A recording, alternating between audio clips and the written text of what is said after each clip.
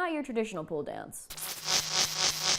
Mexico is a country known for its vibrant colors, amazing food, and dare I say, lovable people. One of the things that I find highly underrated about Mexico is its dance form. So today I'm going to be talking to you guys about Baile Folklorico.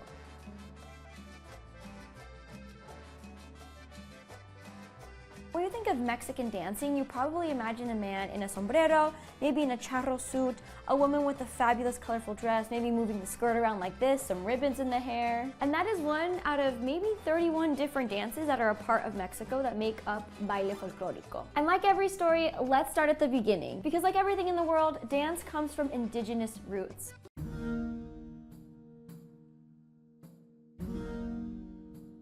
Before the Spanish ever arrived, indigenous communities in Mexico would dance to celebrate community, harvest, fertility. It was a part of their ritual. Before the Spanish ever arrived, indigenous communities would dance to honor the gods. They would tell stories about how the world began, stories about hunting, sacrifice, and how they triumphed in battle. The dancers would wear colorful costumes, even masks. In some indigenous communities, some of these dances would end in sacrifice, and in others, it was mostly men dancing. Some historians noted that a lot of these dances were done in circle formations, showing the cycle of life. Life, death, rebirth.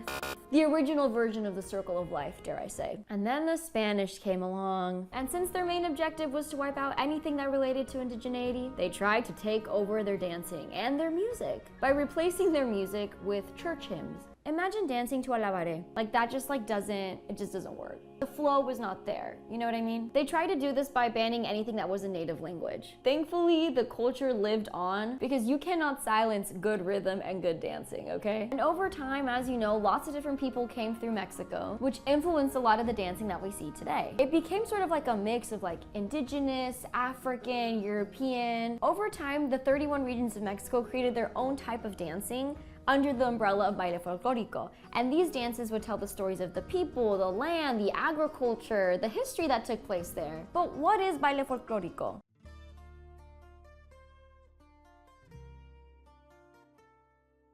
Well, under the umbrella of Baile Folklorico, there are 3 different types of dancing. There's danza, the original indigenous dance before the Spanish made contact. Mestizo, which is a mix of indigenous along with Spanish, French, Italian, German influence. These types of dances are like waltzes, polkas, fandangos. And the one that I'm going to be focusing on primarily today is bailes regionales, which is what I mentioned that is the 31 different types of dances throughout the region of Mexico. So how did Folklorico become this huge thing? It wasn't until after the revolution in the early 1900s that the Mexican government were like, how do we bring these people together?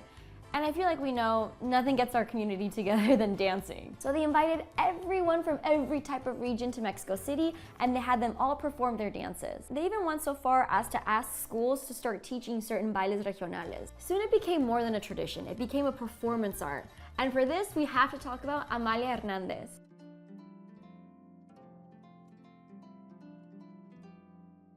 She is someone who is considered one of the pioneers of Baile Folklorico. Amalia Hernandez identifies as mestiza and she was a dance teacher. She founded Ballet Moderno de México in 1952. Originally, it was just 8 people in the troupe. But by 1958, this troupe had gained so much recognition, they went from 8 dancers to 50 dancers, and they started dancing internationally. And then she renamed the group Ballet Folklorico de México. Over her lifetime, Amalia created more than 40 ballets, all inspired by the regional dances of Mexico. Her work turned Folklorico into a symbol of Mexican pride showed throughout the world.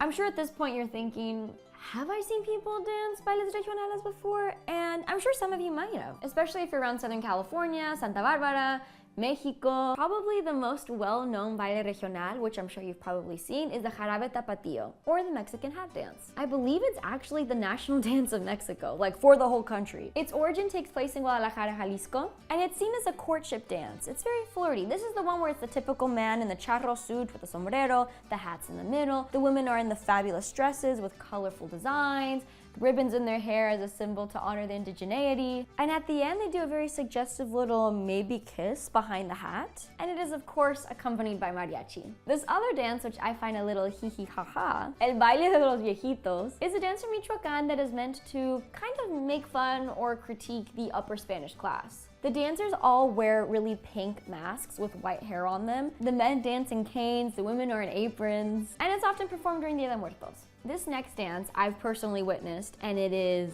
kind of crazy and iconic.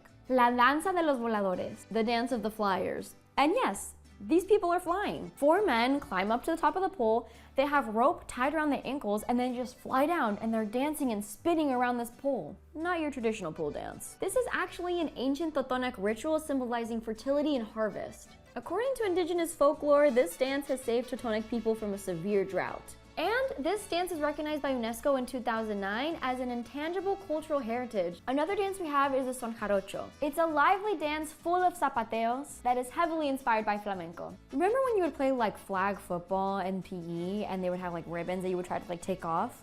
So son jarocho is like the opposite. The objective of the dance is to tie a ribbon around your partner.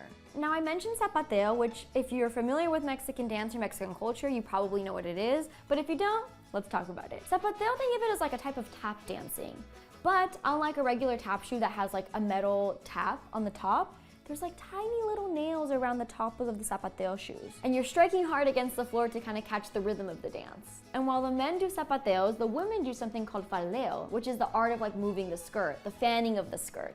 If the zapateo is catching the beat, the faldeo is catching more of like the rhythm and the melody of the music. I don't know how they do it. To me, it's one of these situations.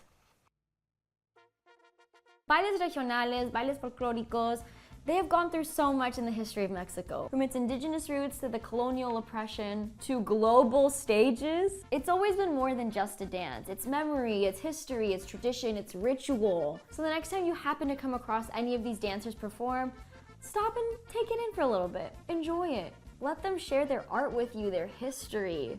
Listen, I love doing deep dives into Mexico's history. So if there's any part of the history, any type of cultural identity that you want to know more of, leave it in the comments below. Give me a fun fact. I love to read those too. And stay tuned for more Did You Know videos from Pero Like.